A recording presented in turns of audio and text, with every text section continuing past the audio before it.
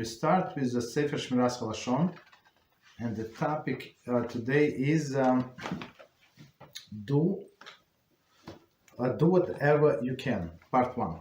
And it says, the Torah scholar once posed the following question.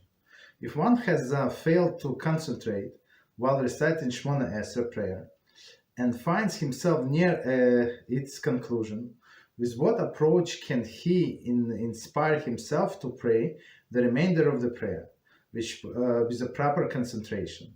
The scholar offered the solution by the way of the parable.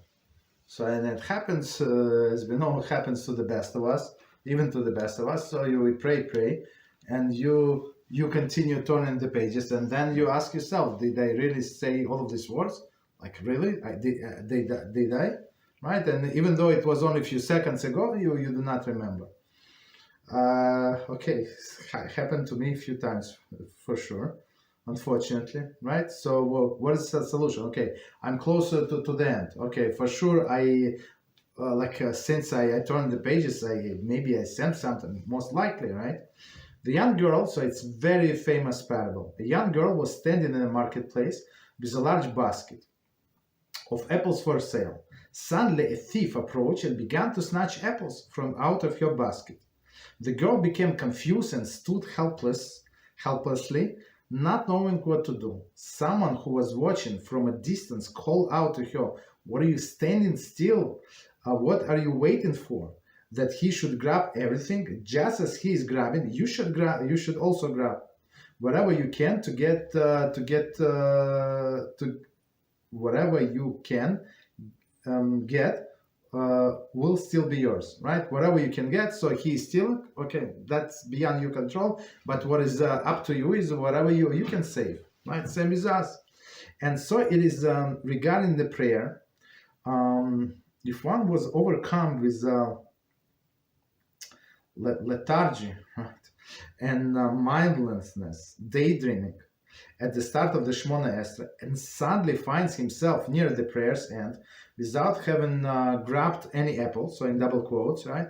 This does not mean that he should give up and leave himself with nothing.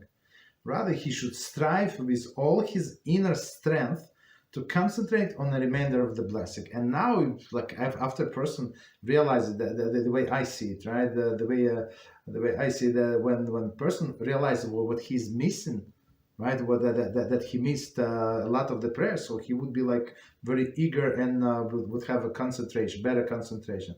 And I see the same in all of the study in my students particularly. So younger fellows, they are a little relaxed, but people in the 30s and 40s and 50s, they see like how much they missed in their previous years, and now they go in like full force. Nobody can stop them.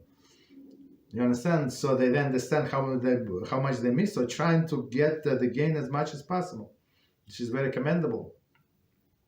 And so it is exactly with Shmiras Haloshon. You stumbled this morning and spoke the forbidden, then stand ready in this afternoon to overcome the evil inclination and refrain from forbidden talk. So you stumble, continue, like even be more vigilant, right?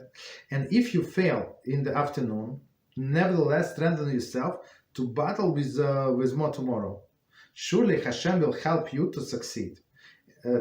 For it says, it's very important quote, one who seeks to purify himself is granted heavenly assistance, from Shabbos 104a. So it's in the Shmiras Haloshon in everything. So if you pray, if you ask for Hashem, and for example, I asked for Hashem for something this Friday, because it was I knew it's not going to happen. It was clear miracle, and guess what? During the Shabbat, it happened, right? Because I asked and I prayed very, very hard, and Hashem did open miracles for me personally. Baruch Hashem. Even though I thought it is impossible.